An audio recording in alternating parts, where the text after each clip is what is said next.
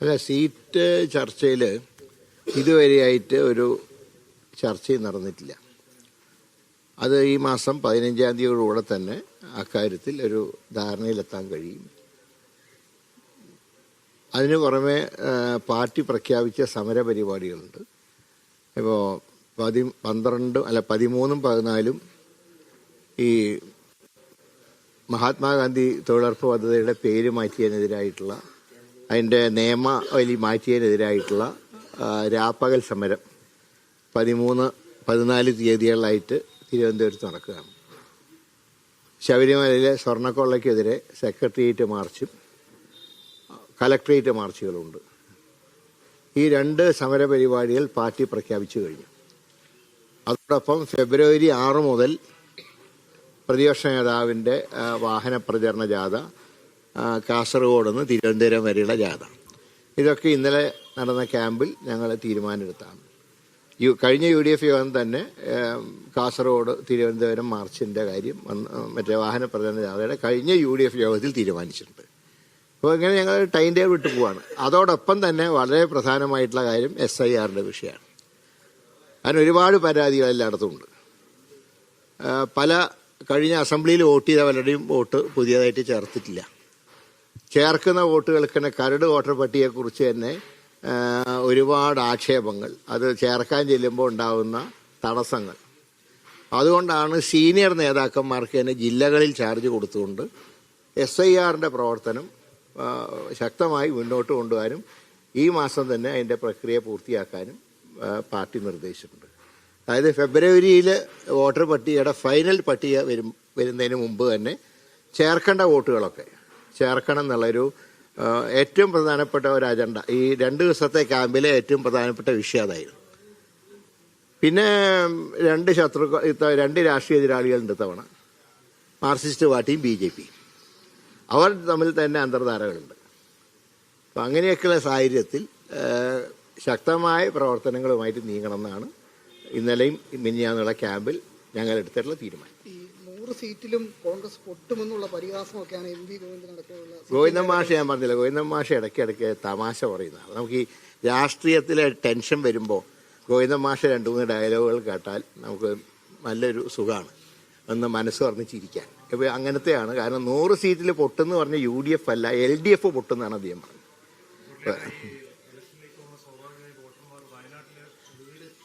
ഞങ്ങൾ ഇന്നലത്തെ യോഗത്തിൽ ആ തീരുമാനം എടുത്തിട്ടുണ്ട്. അടുത്ത ആഴ്ച തന്നെ അതിൻ്റെ സ്ഥലത്തിൻ്റെ തറക്കല്ലിടും. ഞങ്ങൾ ഇലക്ഷന് മുമ്പ് തന്നെ പൂർത്തിയാക്കാൻ കഴിയുന്ന വീടുകൾ പൂർത്തിയാക്കും. ഡെഡ് ലൈൻ പറയാൻ പറ്റില്ല. അതിന് ഇത്ര ദിവസം സർക്കാരിൻ്റെ പണി ഞാൻ ഇന്നലെ കണ്ടു. അടുത്ത കാലത്തൊന്നും പൂർത്തിയാവില്ല. വർക്ക് നടക്കുന്നുണ്ട്. ഞങ്ങൾ ഏതായാലും അടുത്ത ആഴ്ച പ്രിയങ്ക ഗാന്ധിയോ രാഹുൽ ഗാന്ധിയുടെ സൗകര്യം അനുസരിച്ച് അവർ വന്ന് തറക്കല്ലിടും. അത് കഴിഞ്ഞാൽ അതിൻ്റെ വർക്ക് തുടങ്ങും. കാരണം കഴിഞ്ഞ ലോക്കൽ ബോഡി ഇലക്ഷനിൽ ഞങ്ങൾക്ക് ഇങ്ങനെ ഒരു ക്രിറ്റിസിസം ഞങ്ങൾക്കെതിരായിട്ടുണ്ടായിരുന്നു. അതുകൊണ്ടാണ് ഞങ്ങൾ ഇത്തവണ ഈ ചർച്ച തുടക്കം തന്നെ കുറിച്ചുകൊണ്ട് ഞാൻ ഈ കാര്യം സൂചിപ്പിച്ചത്. അത് അടുത്ത ആഴ്ച തന്നെ തറക്കല്ലിടും. അതോടൊപ്പം തന്നെ യൂത്ത് കോൺഗ്രസ് പിരിച്ച 1 കോടിയിൽ പരം രൂപ അവർ KPCCക്ക് കൈമാറും എന്ന് പറഞ്ഞിട്ടുണ്ട്. അല്ല, ഞാൻ ആ സ്റ്റേറ്റ്മെൻറ്റ് ഞാൻ കണ്ടു. അപ്പോൾ ചാനലിലൊക്കെ വന്ന വാർത്തയാണ്. നേമത്ത് മത്സരിക്കാനില്ല എന്ന് ശിവൻകുട്ടി, വട്ടിയൂർക്കാവിൽ മാത്രമേ മത്സരിക്കൂ എന്ന് സുരേന്ദ്രൻ. ഇത് തമ്മിലൊരു അന്തർധാര ഞങ്ങൾ കാണുന്നുണ്ട്. വട്ടിയൂർക്കാവിൽ K. സുരേന്ദ്രൻ അടക്കം ഇറക്കും എന്നുള്ളൊരു സൂചനകളാണ് വരുന്നത്. വലിയൊരു അല്ല, അതിപ്പോൾ അവരാണല്ലോ തീരുമാനം. ഞാൻ പറയാം, മാർക്സിസ്റ്റ് പാർട്ടിയുടെ സ്ഥാനാർത്ഥി ആരാണെന്ന് അവർ തീരുമാനിക്കും. BJPയുടെ സ്ഥാനാർത്ഥി ആരാണെന്ന് അവർ തീരുമാനിക്കും. ഞങ്ങളുടെ ആരാണെന്ന് ഞങ്ങളുടെ പാർട്ടി തീരുമാനിക്കും. അപ്പോൾ അതൊക്കെ ഓരോരുത്തരുടെ സ്വാതന്ത്ര്യമാണ്. അല്ലാതെ ഞാൻ പക്ഷേ പറയുന്നത് ഇത് രണ്ടും കൂട്ടി വായിക്കുമ്പോൾ ഒരു അന്തർധാരയുടെ മണമുണ്ട്. അതേ ഞാൻ പറഞ്ഞു. എന്തല്ലേ ശ്രീലേഖ, അതിപ്പോൾ അവരുടെ പാർട്ടിക്കകത്ത് എന്നുള്ള വഴക്കാണ്. അപ്പോൾ കോർപ്പറേഷൻ ഭരണത്തിനെ തന്നെ അത് ബാധിക്കാൻ സാധ്യതയുണ്ട്. ഞങ്ങൾ പറഞ്ഞല്ലോ, ഞങ്ങളായിട്ട് ഭരണത്തിന് ഞങ്ങൾ അട്ടിമറിക്കില്ല, ജനവിധി ഞങ്ങൾ അട്ടിമറിക്കാനില്ല. പക്ഷേ അംഗങ്ങൾ കാലുമാറിയാലും വോട്ട് ചെയ്ത് താഴെപ്പോയാൽ ഞങ്ങൾക്ക് അതിൽ ഉത്തരവാദിത്വമില്ല. ഇപ്രാവശ്യം BJP കോർപ്പറേഷൻ പിടിക്കുന്ന സാഹചര്യമുണ്ട്. പക്ഷെ അവർ നേടിയ 50 സീറ്റിലും 40 സീറ്റിലും കോൺഗ്രസ് ആണ് 3-ാം സ്ഥാനത്ത്. അപ്പൊ ഇത്തവണ അത് തിരിച്ചു വരാൻ പറ്റുമോ? ഞാൻ പറയാം, ഞങ്ങൾ ജയിച്ച 19 സീറ്റുകളിൽ 3 സീറ്റ് കഴിഞ്ഞാണ് 3-ാം സ്ഥാനത്ത് പോയ സീറ്റുകൾ. ഇപ്പോൾ ഏറ്റവും ഈ ഇലക്ഷൻ കാലത്ത് ചർച്ചാ വിഷയമായ മുട്ടട സീറ്റ് ഉൾപ്പെടെ 2020 ഞങ്ങൾ 3-ാം സ്ഥാനത്ത് പോയതാണ്. പട്ടം ഞങ്ങൾ 3-ാം സ്ഥാനത്തായി.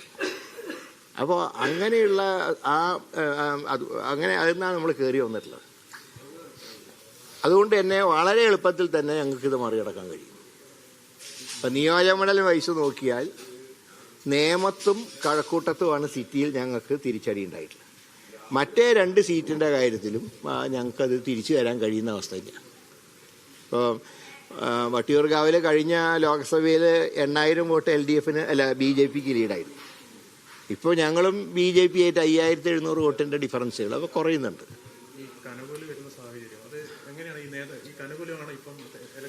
അത് ഒരു കാര്യം നിങ്ങൾ മനസ്സിലാക്കേണ്ടത്, കനകോലുവിൻ്റെ റിപ്പോർട്ടിനോടൊപ്പം തന്നെ മറ്റ് സർവേകളും ഞങ്ങൾ പരിഗണിക്കും. ഇപ്പം ഞാൻ തെലങ്കാനയിലെ സ്ക്രീനിങ് കമ്മിറ്റി ചെയർമാനായിരുന്നതാണ്. കനകോലുവിൻ്റെ റിപ്പോർട്ടുണ്ടായിരുന്നു. മറ്റ് സർവേകളും ഞങ്ങൾ നടത്തിയിട്ടുണ്ട്. ഒരു 3-4 സർവേ നടത്തി അതിൽ കോമൺ ആയി വരുന്ന കാര്യങ്ങൾക്ക് ഞങ്ങൾ പ്രാധാന്യം കൊടുക്കും. അങ്ങനെയാണ് ഞങ്ങളുടെ സിസ്റ്റം. അല്ലാതെ ഒരാൾ റിപ്പോർട്ട് തന്നാൽ ഉടനെ അതങ്ങ് കണ്ണും പൂട്ടി അംഗീകരിക്കുന്ന സിസ്റ്റം കോൺഗ്രസിലില്ല. നേതാക്കൾ തന്നെയായിരിക്കും സ്ട്രാറ്റജി ഒക്കെ തീരുമാനിക്കുന്നത്. തീർച്ചയായിട്ടും കേരളത്തിലെ കോൺഗ്രസ് നേതൃത്വമാണ് സ്ട്രാറ്റജി തീരുമാനിക്കുക. അത് ഞങ്ങൾ ഏതാണ്ട് സ്ട്രാറ്റജി തീരുമാനിച്ചു കഴിഞ്ഞല്ലോ. അല്ല, അവരൊക്കെ ഞങ്ങൾ റിപ്പോർട്ട് വളരെ ആവശ്യപ്പെടും. എല്ലാ പാർട്ടിക്കാരും റിപ്പോർട്ട് ആവശ്യപ്പെടുന്നില്ലേ? CPM ഉണ്ടല്ലോ, റിപ്പോർട്ട് ആവശ്യപ്പെടുമല്ലോ. സർവേ റിപ്പോർട്ടല്ല, സർവേ. ആ സർവേ എല്ലാ പാർട്ടിക്കാരും നടത്തുന്നുണ്ട്.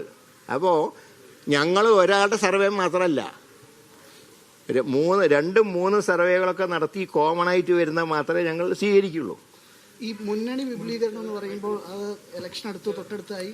അപ്പം ഇനിയിപ്പോൾ അധികം വൈകിക്കാതെ അത് ഉണ്ടാവുമോ, അതല്ലെങ്കിൽ ഇങ്ങോട്ട് ആവശ്യമുള്ളവരെ മാത്രമാണോ?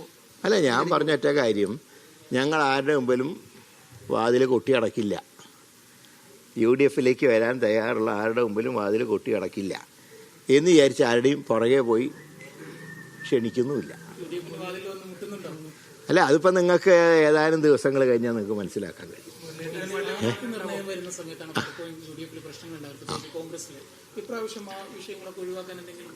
UDFിൽ തർക്കങ്ങൾ ഉണ്ടാവില്ല, കോൺഗ്രസിൽ തർക്കങ്ങൾ ഉണ്ടാവില്ല. പിന്നെ കോൺഗ്രസ് ഒരു എന്താ പറയേണ്ടത്, ഒരു വലിയൊരു അടിത്തറയുള്ള പാർട്ടി ആയതുകൊണ്ട് അല്പം ചില ശബ്ദങ്ങൾ ഉണ്ടാവാം, ഇല്ല എന്നൊന്നും ഞാൻ പറയുന്നില്ല. എങ്കിലും മുൻകാലങ്ങളെ അപേക്ഷിച്ച് നല്ലൊരു സ്ഥാനാർത്ഥി പട്ടികയായിരിക്കും പുറത്തു വരിക. അല്ല, അത് ഹൈക്കമാൻഡിന്റെ പൂർണ്ണ നിയന്ത്രണത്തിലാണ്. ഞങ്ങൾക്കതിൽ ഒരു റോളുമില്ല. തീർച്ചയായിട്ടും അവർ പക്ഷേ പലപ്പോഴും അവർ വിട്ടുവീഴ്ച ചെയ്യാറുണ്ട്, ഞങ്ങളും വിട്ടുവീഴ്ച ചെയ്യാറുണ്ട്. അതുകൊണ്ട് അതിലൊരു തർക്കം ഉണ്ടാവില്ല. അല്ല, അത് പാർട്ടി വേണം തീരുമാനിക്കാം. മത്സരിക്കണോ എന്നുള്ള പാർട്ടി തീരുമാനിക്കണം. ഏത് സീറ്റ് എന്നുള്ളതും പാർട്ടി തീരുമാനിക്കണം.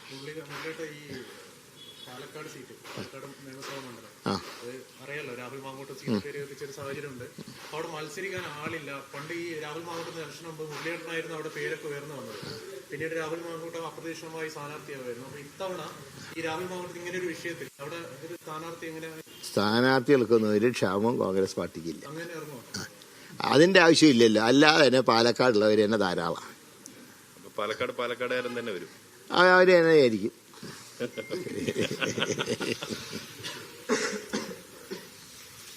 കെ മുരളീധരന്റെ പ്രതികരണത്തിൽ പുതുതായി നൽകാനുള്ള വിവരങ്ങളിൽ ഒന്ന്, അടുത്ത ആഴ്ച തന്നെ കോൺഗ്രസിന്റെ വയനാട്ടിലെ ഭവന പദ്ധതിയുടെ തറക്കല്ലിടൽ കർമ്മം നടക്കും. ഒന്ന്.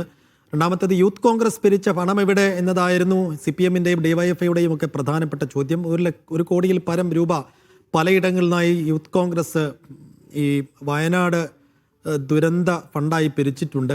ആ ഫണ്ട് ഉടൻ KPCCയെ ഏൽപ്പിക്കും എന്ന വിവരം കൂടി ഇപ്പോൾ കെ മുരളീധരൻ പറഞ്ഞു വെക്കുന്നു. ഒപ്പം വട്ടിയൂർക്കാവിൽ മത്സരിക്കുമോ എന്ന ചോദ്യത്തിന് പാർട്ടിയാണത് തീരുമാനിക്കേണ്ടത്. എന്ന് വെച്ചാൽ അദ്ദേഹത്തിന് വിസമ്മതമില്ല, വിമുഖതയില്ല. പാർട്ടി പറഞ്ഞാൽ ആ വട്ടിയൂർക്കാവിൽ നിൽക്കാം എന്നൊരു മൈൻഡാണ് ഇപ്പോൾ മുരളീധരൻ ഉള്ളത് എന്നതുകൂടി കാണണം.